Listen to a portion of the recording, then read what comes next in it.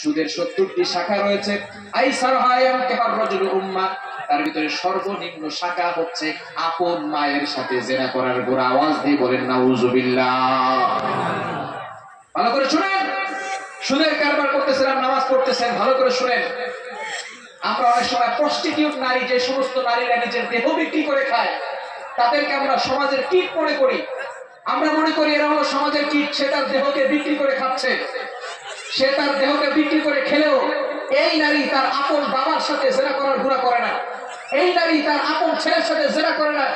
এই নারী সে টাকার জন্য, অসহায় অবস্থার জন্য সে হয়তো এই খারাপ পথে চলে গিয়েছে। এই সমস্ত নারীদেরকে, বেশ্যা নারীকে যদি আমরা মুখে থুতু দিতে চাই, যারা সুদ খায়, আপন মায়ের সাথে জিনা করার গুনাহ করে, সুতরাং বেশ্যা নারীকে মুখে যদি থুতু দেওয়া হয়, তাহলে সুদখোরদের মুখে জুতা পিটা করা দরকার। ঠিক কিনা বলেন? সুদ খাচ্ছেন, সবচেয়ে বড় জঘন্যতম গুনাহ হচ্ছে আপন মায়ের সাথে জিনা করার গুনাহ। এখন যদি বলি কে কে সুদের কারবার করবে, একটু হাত তোলেন তো। কেউ সুদ খায় না। এলাকায় আবার সুদ করতে হতে আমার চলে না, চলে আমাদের আছে সব আল্লাহর ওলি, এখানে সুদ সুদ চলে না। দেখেন অল্প কয়েকজন মানুষ। আমি কক্সবাজারে প্রোগ্রাম করতে গিয়েছি বাংলাদেশে, প্রায় 50,000 প্লাস মানুষ হয়েছে। সেখানে সভাপতি সাহেব কানে কানে বলতেছে, হুজুর আমাদের এলাকায় সুদ একটু বেশি চলে, সুদের ব্যাপারে একটু ওয়াজ করেন।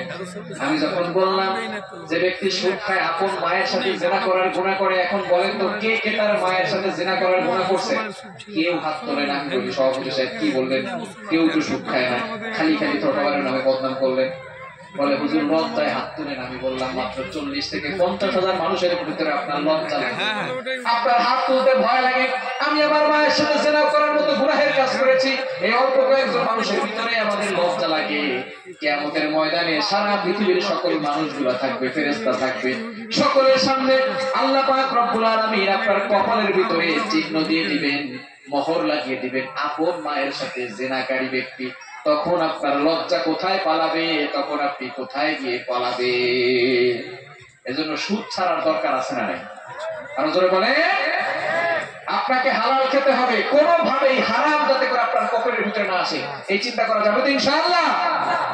আপনার হারাম টাকা আনার কারণে সংসারে সুখ হয় না। আগে 10,000 টাকা ইনকাম করতেন, 10,000 টাকা দিয়ে আপনার সংসার ঠিক মতো চলে যেত। এখন 50,000 টাকা ইনকাম করেন, কিন্তু সংসারে শান্তি নাই। মায়ের অসুস্থ হয়, বাবা অসুস্থ হয়ে পড়ে, ছোট্ট মেয়েটা বারবার অসুস্থ হয়ে যায়, আবার অনেক সময় নিজের স্ত্রী অসুস্থ হয়ে যায়, নিজে অসুস্থ হয়ে যায়, টাকা পয়সা কোথায় যায় কোনো কুল কিনারা খুঁজে পায় না। ছোট্ট মেয়েটা অসুস্থ, ছোট্ট মেয়েটার দিকে তাকানো যায় না।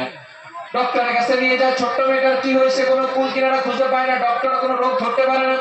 আসলে ছোট্ট মেয়েটার কিছুই হয় নাই, বাবা যে হারাম খায় এই জন্য ছোট মেয়েটার রোগ ভালো হয় না। এজন্য হারাম থেকে দূরে সরে আসতে পারবো তো ইনশাআল্লাহ? আমার কথা বলতে অনেক সমস্যা হচ্ছে, কিচির মিচির আওয়াজ হচ্ছে, আমি কথা বলতে পারছি না ভালো করে। অনেক মানুষ থাকে, হাজার হাজার মানুষ থাকে, কোনো আওয়াজ হয় না। একটু কথা বলা বন্ধ করো। এই বাচ্চারা, বাবারা, সোনামণিরা কথা বলে না, সোনামণিরা আস্তে করে। আমি অল্প সময়ের ভিতরে শেষ করে দিব। আমরা কিছু মেসেজ নিয়ে বাড়িতে যাবো, ঠিক আছে তো ইনশাআল্লাহ? যাদের ভিতরে এই কয়টি গুণ আছে, 7টি গুণ, তারা পরিপূর্ণ মুমিন, পরিপূর্ণ ইমানদার। যাদের ভিতরে নাই, আমরা ইমানদার হয়ে তারপরে বাড়িতে যাবো। পারবো তো ইনশাআল্লাহ? পারা যাবে তো ইনশাআল্লাহ? এই জন্য 3 নম্বর হচ্ছে আল্লাযীনা হুম লিযাকাতি ফাইলুন, পরিপূর্ণভাবে যাকাত দিতে হবে। পারবো তো ইনশাআল্লাহ? ইমাম আহমদ ইবনে হাম্বল, যিনি সব সময় সঠিক পথে ছিলেন ইমাম, তার 4 ইমামের ভিতরে একজন ইমাম হচ্ছে ইমাম আহমদ ইবনে হাম্বল। তার আগে যাকাত দিলে আল্লাহ পাক রব্বুল আলামিন সম্পদের হেফাজত করে। যারা পরিপূর্ণভাবে যাকাত দেয় তাদের সম্পদের হেফাজত করেন কে? আরো জোরে বলেন কে? আপনাদের ভারতের সাহারানপুর মাদ্রাসা নাম শুনছেন আপনারা? সাহারানপুর মাদ্রাসার নাম শুনেছেন? ভারতের হুজুর আছেন? সাহারানপুর মাদ্রাসার আল্লামা শেখ জাকারিয়া রাহমাতুল্লাহি আলাইহি ওনার একটা কিতাব আছে, আবৃতি নামক কিতাব। কিতাবের নাম কি? আবৃতি। আপনাদের কষ্ট হচ্ছে, একটু কথা বলেন। কি কিতাবের নাম কি? এই কিতাবটা পড়বেন, অনেক শিক্ষণীয় বিষয় আছে। এই কিতাবের ভিতরে তিনি একটা ঘটনা উল্লেখ করেছেন। এই সাহারানপুর মাদ্রাসার একজন হিসাব রক্ষক ছিলেন, যিনি খুবই আল্লাহওয়ালা ব্যক্তি ছিলেন। হিসাব রক্ষক ছিলেন, তবে খুবই কি ছিলেন? আল্লাহওয়ালা ব্যক্তি ছিলেন। সবসময় একটা কথা বলতেন, আল্লাহ কি ফজল সে ইয়ে হুয়া, আল্লাহ কি ফজল সে ও হুয়া। একদিন তিনি মাদ্রাসা হুজুররা বসা, সেখানে এসে বলতেছে আল্লাহ কি ফজল সে গজব আ গয়া। হুজুররা সবাই এসে দিয়েছে, ভাই আল্লাহ কি ফজল সে कैसे গজব আতা है, মানে আল্লাহর মেহেরবানিতে কিভাবে এবার গজব আসে। এবার তিনি বলা শুরু করছেন, রাতের বেলা ঘুমিয়েছি, হঠাৎ করে দেখি খটখট করে কিসে যেন আওয়াজ করতেছে। চোখ খুলে দেখি কিছু মানুষ আমার আলমারির তালা ভাঙার চেষ্টা করতেছে। বলেন তো এই সকল লোকেরা কারা? বলেন না কারা? চোর আসছে তার আলমারি থেকে টাকা চুরি করার জন্য। তখন এই হিসাব রক্ষক তিনি বলতেছেন, ভাই इस अलमारी में मेरे पैसा है, मदरसा की पैसा है और बहुत लोगों की अमानत की पैसा है, तुम ये ताला तोड़ नहीं सकते क्योंकि मैं पाई पाई जाकात अदा करता हूं। তিনি বলতেছেন, ভাই এই আলমারিতে আমার টাকা আছে, মাদ্রাসার টাকা আছে, অনেক লোকের আমানতের টাকা আছে, তোমরা এই তালা ভাঙতে পারবে না, কারণ আমি হিসাব করে করে যাকাত আদায় করি। এই কথা চোরদেরকে বলে সাথে সাথে আবার ঘুমায় পড়ছে। চোররা তালা ভাঙতেছে, ভাঙতে ভাঙতে ফজর আজান দিছে। লোকটা আবার ঘুম থেকে উঠছে, দেখে এখনো সেই চোররা তালা ভাঙে। সোরালা বাসায় গিয়া জোরে সোরে বলেন না সুবহানাল্লাহ। এবার তিনি আবারও সেম ডায়লগ দিয়েছেন, ভাই इस अलमारी में मेरे पैसा है, मदरसा की पैसा है और बहुत लोगों की अमानत की पैसा है, तुम ये ताला तोड़ नहीं सकते क्योंकि मैं पाई पाई जाकात अदा करता हूं। এই আলমারিতে আমার টাকা আছে, মাদ্রাসার টাকা আছে, অনেক লোকের আমানতের টাকা আছে, তোমরা এই তালা ভাঙতে পারবে না, কারণ আমি হিসাব করে করে যাকাত আদায় করি। এই কথা বলে চোরদেরকে ঘরে রেখে তিনি মসজিদে নামাজ পড়তে চলে গেছেন। কি আল্লাহর প্রতি বিশ্বাস ছিল, কি ট্রাস্ট ছিল যে আমি যদি পরিপূর্ণভাবে যাকাত আদায় করি আমার সম্পদের হেফাজত করবেন কে? আরো জোরে বলেন কে? আপনার সম্পদের পরিপূর্ণ যাকাত আদায় করলে এই সম্পদ কোন টেন্ডারবাজ নিয়ে খেতে পারবে না, এই সম্পদ আগুনে পড়বে না, এই সম্পদ পানিতে ডুববে না। এজন্য সম্পদকে পবিত্র করতে চাইলে, সম্পদকে হেফাজত করতে চাইলে যাকাত পরিপূর্ণভাবে দেওয়ার দরকার আছে না নাই? যাকাত দিলে আপনার সম্পদ পবিত্র হবে এবং হালাল খেলে আপনার অন্তরের ভিতরে শান্তি হবে, নামাজ পড়ে মজা পাবেন। অনেকে আছে নামাজ পড়ে কিন্তু কোনো মজা পায় না, এরকম মুসল্লি আছে না নাই? চারটি মাযহাব আছে, ইমাম আবু হানিফা রাহমাতুল্লাহি আলাইহি, ইমাম শাফি রাহমাতুল্লাহি আলাইহি, ইমাম আহমদ ইবনে হাম্বল রাহমাতুল্লাহি আলাইহি, ইমাম মালিক রাহমাতুল্লাহি আলাইহি। এই চারটি মাযহাব আছে, তাই না? ইমাম আহমদ ইবনে হাম্বল উনি ওনার যুগের যুগশ্রেষ্ঠ আলেম ছিলেন। আমি কি আলোচনা শেষ করে দিব? কথার আওয়াজে আমার আলোচনার মন বসতেছে নাকি? একটু তাকবীর দেন, লিল্লাহি তাকবীর।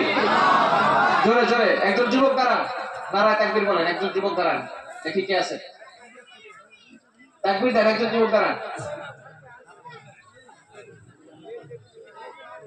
কেউ নাই? তাকবীর দেন একজন। নারায়ে তাকবীর, আল্লাহু আকবার। নারায়ে তাকবীর, আল্লাহু আকবার। আল্লাহু আকবার। নারায়ে সালাম, আল্লাহু আকবার। নারায়ে সালাম, আল্লাহু আকবার। মাশাআল্লাহ, আল্লাহ কবুল করেন, সকলে বলেন আমিন।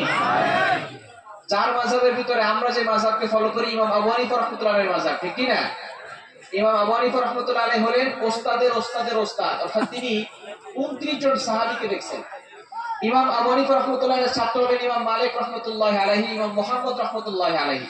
ইমাম মালিক রাহমাতুল্লাহ আলাইহির ছাত্র হলেন ইমাম শাফি রাহমাতুল্লাহি আলাইহি, আর ইমাম শাফি রাহমাতুল্লাহ আলাইহির ছাত্র হলেন ইমাম আহমদ ইবনে হাম্বল রাহমাতুল্লাহি আলাইহি। ইমাম শাফি রাহমাতুল্লাহ আলাইহির ছাত্র হচ্ছেন কে বলেন তো? ইমাম আহমদ ইবনে হাম্বল রাহমাতুল্লাহি আলাইহি। ইমাম আহমদ ইবনে হাম্বল উনি ওনার যুগের যুগশ্রেষ্ঠ আলেম ছিলেন। ইমাম শাফি রাহমাতুল্লাহ আলাইহি সব সময় তার ছাত্রের প্রশংসা করতেন। বাবার থেকে যদি সন্তান বড় হয়ে যায় তাহলে সবসময় বাবা সন্তানের প্রতি হিংসা করে না, আবার সবসময় সন্তানের জন্য বাবা আরো দোয়া করে এবং সন্তানের প্রতি সবার কাছে গর্ব করে, ঠিক কি না? ঠিক তদ্রুপভাবে ওস্তাদের কাছে যদি ছাত্র বড় হয়ে যায় তাহলে সবসময় ওস্তাদ এই ছাত্রের প্রশংসা করে এবং বলে আমার ছাত্র অমুক, আমার ছাত্র তমুক, আমার ছাত্র অনেক বড়, আল্লাহর ওলি হয়েছে, অনেক বড় বুজুর্গ হয়েছে, ঠিক কি না? ইমাম শাফি রাহমাতুল্লাহ আলাইহি সব সময় তার ছাত্রীর ব্যাপারে বলতেন আমার ছাত্রী ইমাম আহমদ ইবনে হাম্বল যুগশ্রেষ্ঠ আলেম হয়েছে। একদিন তিনি চিঠি লিখেছেন ইমাম আহমদ ইবনে হাম্বলকে, তুমি আমার বাসায় এসে একটু ঘুরে যেও, অনেকদিন তোমাকে দেখি না। ইমাম আহমদ ইবনে হাম্বল চিঠি পাওয়ার সাথে সাথে দাঁড়িয়ে পড়েছেন এবং ওস্তাদের বাসায় যাওয়ার জন্য প্রস্তুত হয়ে গেছে। ওস্তাদের বাসায় যখন গিয়েছে, যাওয়ার পরে সবাই তো আহলান সাহলান জানিয়েছেন, মারহাবান জানিয়েছেন। ইমাম আহমদ ইবনে হাম্বল যখন ঘরে গিয়েছেন, ইমাম শাফি রাহমাতুল্লাহ আলাইহি খাবার আয়োজন করেছেন। ইমাম আহমদ ইবনে হাম্বল এমন ভাবে খাওয়া শুরু করেছে কেমন যেন সে অনেক দিন ধরে খায় না। এবার মানুষ চিন্তা করতেছে বুজুর্গ ব্যক্তিরা তো কম খাবে, বেশি ইবাদত করবে, কিন্তু ইমাম আহমদ ইবনে হাম্বল এত খাচ্ছে কেন? ইমাম শাফিঈ রাহমাতুল্লাহ আলাইহির মেয়েরাও চিন্তা করতেছে যে আমরা শুনেছি আমার বাবার ছাত্র ইমাম আহমদ ইবনে হাম্বল যুগশ্রেষ্ঠ আলেম বুজুর্গ ব্যক্তি, কিন্তু এত বেশি তো বুজুর্গ ব্যক্তিরা খায় না, অল্প খায়, বেশি ইবাদত করে। এবার ইমাম শাফিঈ রাহমাতুল্লাহ এই বিষয়টা খেয়াল করেছেন, কিন্তু কিছুই বলেন নাই। এখন রাতের বেলা আবার ইমাম শাফিঈ রাহমাতুল্লাহ আলাইহির মেয়েরা ওযুর পানি দিয়েছেন।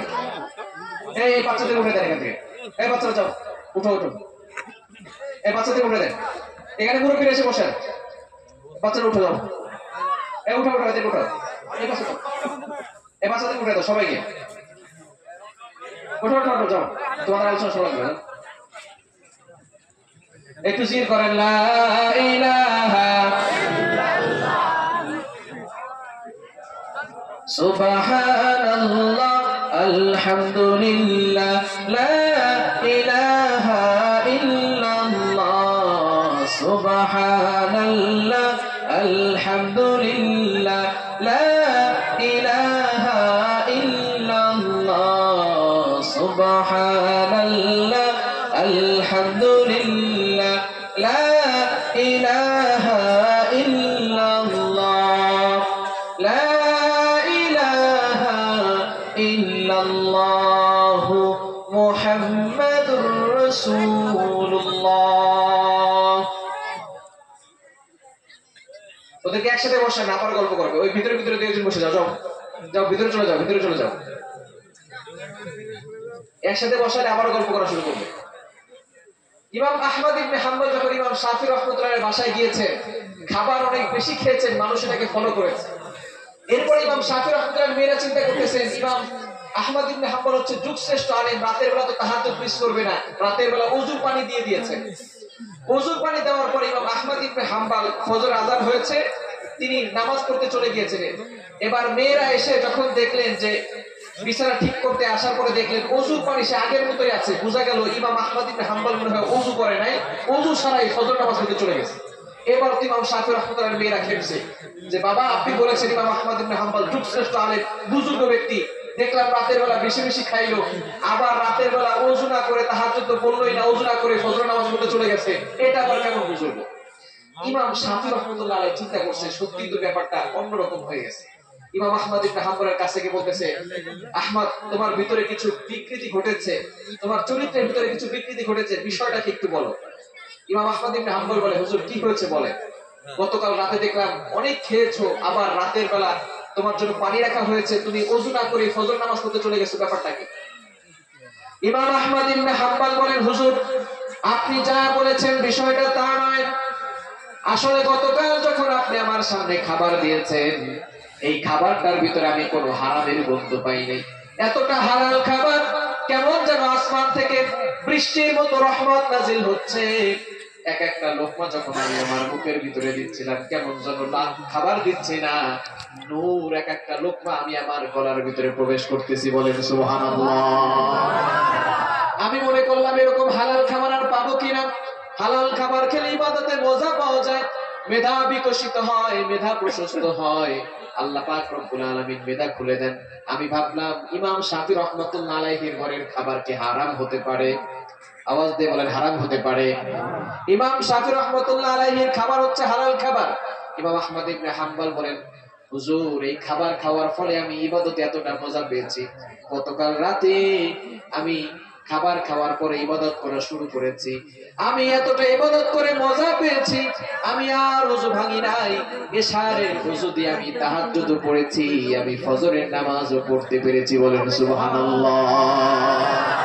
আমার ওযু করার কোনো প্রয়োজন হয় না, এজন্য পানিও লাগে নাই, আমার ওই হালাল খাবার খাওয়ার ফলে ইবাদত করে এত মজা পেয়েছি, কেমন যেন আমি সারা রাত ধরে নামাজ পড়ি। শুধু তাই নয় হুজুর, এই খাবার খাওয়ার ফলে আমার মেধা এতটা প্রশস্ত হয়েছে, এতটা বিকশিত হয়েছে, আমি একটা আয়াত দিয়ে এক রাতের ভিতরে 100 মাসআলা বের করেছি, বলেন সুবহানাল্লাহ।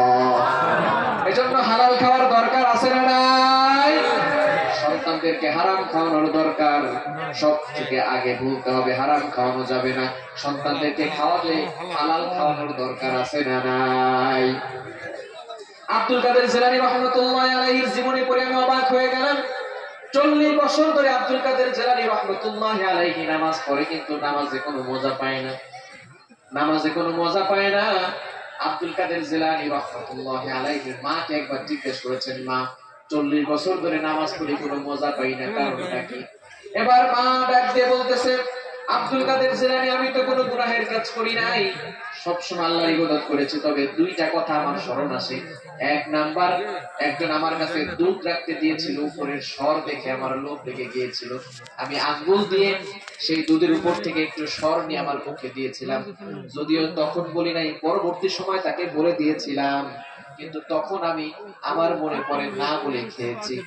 আর একদিন আমি আমার কাপড় বাহিরে শুকাতে দিয়েছি রোদে, আমার ঘরের গোলামটা সেই কাপড়ের দিকে খারাপ নজরে তাকিয়েছিল, ওই সময় তুমি আমার পেটে ছিলে, তোমার বাবা গোলামের দিকে তাকিয়ে দেখে গোলাম তোমার মায়ের কাপড়ের দিকে খারাপ নজরে তাকিয়ে আছে। আমার যত সম্ভব এই দুইটা কথা মনে পড়ে।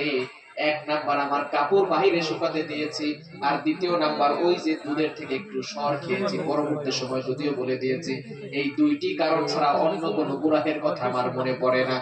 এই দুইটি কারণে আব্দুল কাদের জিলানী রাহমাতুল্লাহি আলাইহি 40 বছর ধরে নামাজ পড়ে, কিন্তু নামাজে কোনো মজা পায় না। আপনি চিন্তা করে দেখেন, আপনার সন্তান কিভাবে ভালো সন্তান হবে, আদর্শ সন্তান হবে, কতটুকু সন্তানকে হালাল খাওয়াইছেন, আর কতটুকু সন্তানকে পরিপূর্ণ পর্দা করাইছেন। এজন্য সন্তানদেরকে সঠিক শিক্ষা দেওয়ার দরকার আছে না নাই? আরো জোরে বলেন।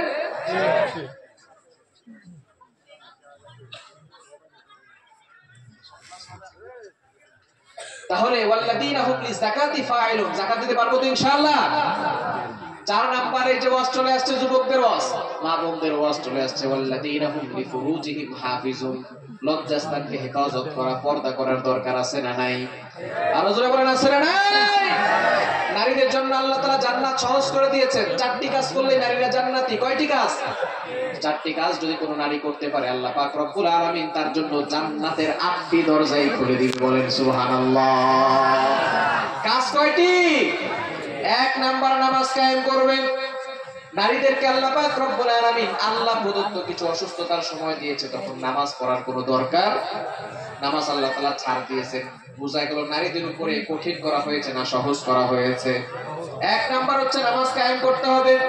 দ্বিতীয় নাম্বার, আল্লাহ পাক রব্বুল আলামিন জানিয়ে দিয়েছেন নবীজি সাল্লাল্লাহু আলাইহি সাল্লামের মাধ্যমে, রমজানের রোজা রাখতে হবে। রমজানের রোজা কি 12 মাসই রাখতে হয় না 12 মাসে 1 মাস রাখতে হয়? বুঝা গেল কঠিন না সহজ? মা বোনদের জন্য জান্নাত সহজ করা হয়েছে। যে সমস্ত মা বোনেরা আসে নাই তাদেরকে বাড়িতে এই মেসেজগুলো পৌঁছে দিবেন, পারবেন তো ইনশাআল্লাহ। 1 নাম্বার হচ্ছে অবশ্যই তাদের জন্য নামাজ কায়েম করতে হবে। দ্বিতীয় নাম্বার, রমজানের রোজা রাখতে হবে। তৃতীয় নাম্বার, স্বামীর খেদমত করার দরকার আছে না নাই? কিন্তু আমাদের সমাজে স্বামী আর স্ত্রী মশারি টানানো নিয়ে ঝগড়া করে, এমন স্বামী আর স্ত্রী আছে না নাই?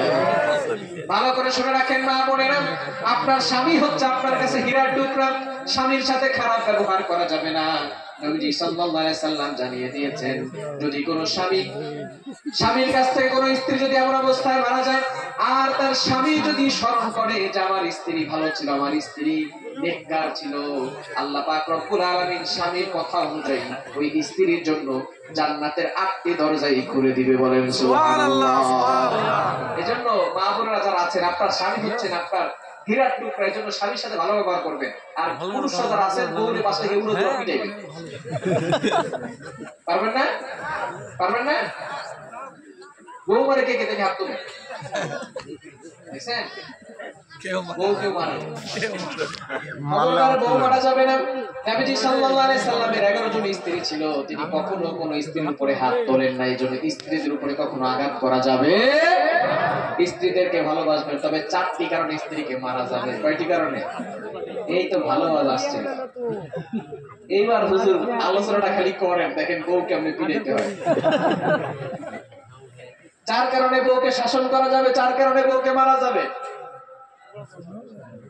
4 কারণে বউকে কি করা যাবে? শাসন করা যাবে, মারা যাবে। 1 নম্বরে ফরজ নামাজ যদি না পড়ে, 2 নম্বরে ফরজ রোজা যদি না রাখে, 3 নম্বরে স্বামীর কথা যদি না শোনে, হালাল কথা যদি না শোনে, 4 নম্বরে পর্দা যদি না করে। এই 4টি কারণে বউকে মারা যাবে। তবে 4 জায়গায় মারা যাবে এক নম্বরে মুখে মারা যাবে না, 2 নম্বরে মাথায় মারা যাবে না, 3 নম্বরে বুকে মারা যাবে না, 4 নম্বরে পিঠে মারা যাবে না। যদি মারতেই হয় কোমরের নিচে মারতে হবে। এখন কয় হাত লাঠি দিয়ে মারবেন? 5 হাত লাঠি দিয়ে মারবেন তাও পারবেন না, 2 হাত লাঠি দিয়ে মারবেন তাও পারবেন না, 1 হাত লাঠি দিয়ে মারবেন তাও পারবেন না। মুফাসসিরিনে কেরাম বলে 8 হাত লাঠি দিয়ে মারতে হবে, তাও আবার এভাবে ধরতে হবে। এত জোরে মারা যাবে না, যদি ক্ষত বিক্ষত হয়ে যায় তাহলে কিন্তু খবর আছে। ক্ষত বিক্ষত হওয়া যাবে না, জোরে আঘাত করা যাবে না। যদি মারতে হয় এমন ভাবে মারবেন। এবারও যদি আপনি আপনার স্ত্রীকে মারেন, বলবে ইয়ার কি করো না তো সরো।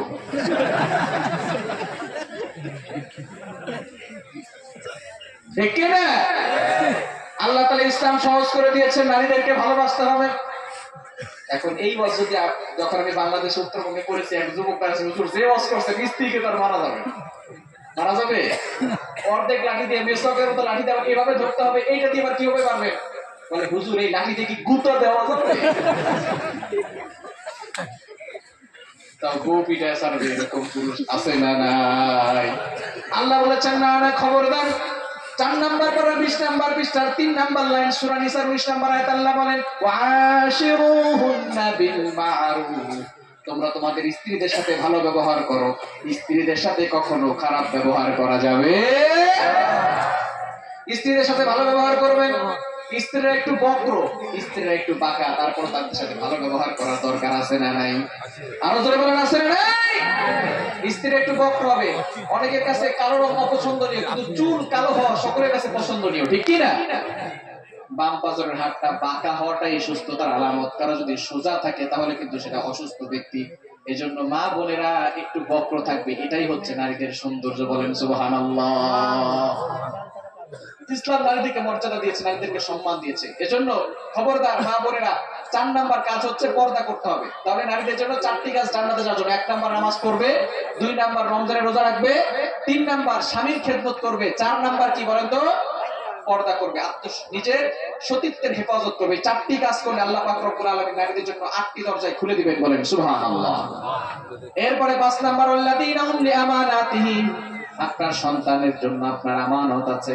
আপনি মনে করছেন শুধু টাকা পয়সা আমানত না, আপনার সন্তান আপনার কাছে আমানত। এজন্য সন্তানদেরকে সঠিক শিক্ষা দেওয়ার দরকার আছে না নাই? আরো জোরে বলেন আছে না নাই?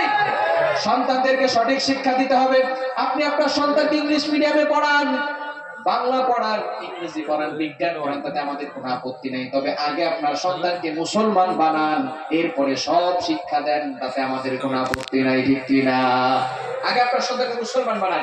আপনার সন্তানকে উচ্চ শিক্ষা দিচ্ছেন, সুশিক্ষা যদি এই সন্তানের ভিতরে না থাকে, এই সন্তান বড় হয়ে আপনাকে বৃদ্ধাশ্রমে পাঠিয়ে দিবে, ঠিক কিনা? এজন্য সন্তানকে আগে মানুষ বানান। গরুর পেট থেকে বেরোলেই সেটা গরু হয়ে যায়, ছাগলের পেট থেকে বেরোলেই সেটা ছাগল হয়ে যায়, মানুষের পেট থেকে বেরোলেই সেটা মানুষ হয় না, তাকে মানুষ বানাতে হয়, ঠিক কি না? এজন্য সন্তানকে মানুষ বানাতে হলে কোরআনের শিক্ষা আগে দেওয়ার দরকার আছে না নাই? আলোচনা একেবারে শেষের পর, অল্প সময়ের ভিতরে আমি আলোচনা শেষ করে দিব।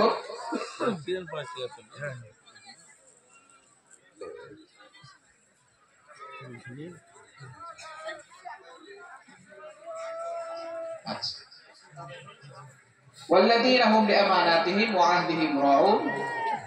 তাহলে 5 নাম্বার হচ্ছে আমানতের খেয়ানত করা যাবে না, 6 নাম্বার ওয়াহাদিম রাউন, ওয়াদার খেলাফ করা যাবে না, 7 নাম্বার নামাজের হেফাজত করতে হবে। তাহলে কয়টা গুণ হলো বলেন তো? বলেন তো, কেউ আছে নাকি পারবেন? একজন দাঁড়ান, 7টা বলেন। আলোচনা শেষ আমার। 1 নাম্বার কি? নামাজে বিনয়ী হতে হবে। 2 নাম্বার অনর্থক কথাবার্তা বলা যাবে না। 3 নাম্বার কি?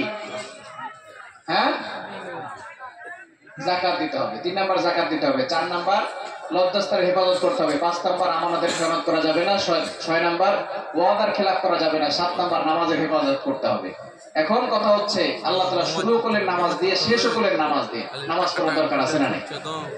যেখানে নামাজ পড়েন সেই মসজিদের জন্য আজকের এই মাহফিলের আয়োজন করা হয়েছে, সেই মসজিদের জন্য দান করার দরকার আছে না নাই? পারবেন তো ইনশাআল্লাহ? আচ্ছা, কালেকশন কি করবে পড়েন।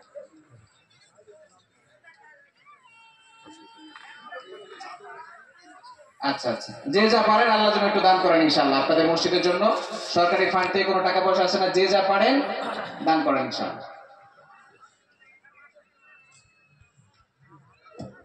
আসসালামু আলাইকুম রহমতুল্লাহ। শ্রোতাদের উদ্দেশ্যে বলছি, শেখ বাইরের অতিথি মানুষ, আপনারা সবই বুঝতে পারছেন, বাংলাদেশ থেকে আসা। আর আমাদের এলাকায় যেভাবে আদায় হয় সেরকম ওখানে সেই ক্যাপাসিটিতে নয়। আমি শেখের পক্ষ থেকে, হুজুরের পক্ষ থেকে এখানে সামনে একজন আগে চাদর ধরতে বলছি, ওনার সংস্পর্শে যার কাছে যা আছে 1 টাকা থেকে শুরু করে আপনার ক্ষমতা অনুযায়ী, 1 টাকা থেকে শুরু করে আপনার ক্ষমতা অনুযায়ী হুজুরের সামনে একদম এসে হাজির করে দেন। একজন চাদর ধরেন আর এখানে এসে আপনারা ক্যামেরাগুলো একটু হেফাজত করুন। আর কেউ কেউ পাশে একটু চাদর ধরে রাখতে পারেন, ওই পাশেও চাদর ধরে রাখতে পারেন। বিভিন্ন জায়গায় কমিটির ব্যক্তিরা মায়েদের কাছেও চাদর ধরেন, যে যেরকম ভাবে পারবেন চাদরে দিয়ে দেন। বিশেষ করে আজকে নসিপুর যুবক বৃন্দদের পক্ষ থেকে, গ্রামবাসীর পক্ষ থেকে যে জলসার আয়োজন করা হয়েছিল, আজকে তার সফলতা এবং সম্পূর্ণ পরিবেশ সহ শান্তিপূর্ণভাবে সম্পন্ন হওয়ার জন্য এলাকাবাসীকে, নসিপুর গ্রামবাসীকে অত্যন্ত